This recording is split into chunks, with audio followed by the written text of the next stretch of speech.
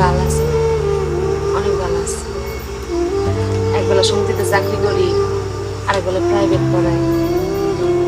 3 বার আলু ভর্তা ডিম ভাজিতে ভাত খাই, খাইতে খাইতে গ্যাসের রোগী হয়ে গেছে। মা জানো, সবই আমার কপাল। মা জানো, রিক্সার ড্রাইভার, মুদি দোকানদার,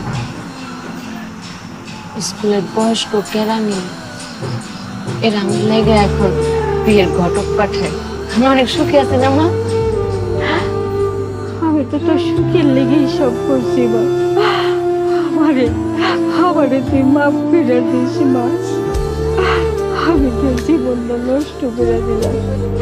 ও মা, আমি তোরে রানার কাছে নিয়ে যাবো মা। কোন মুখ দিয়ে যাবো মা? তুমি রানার মায়ের সাথে যা করছো,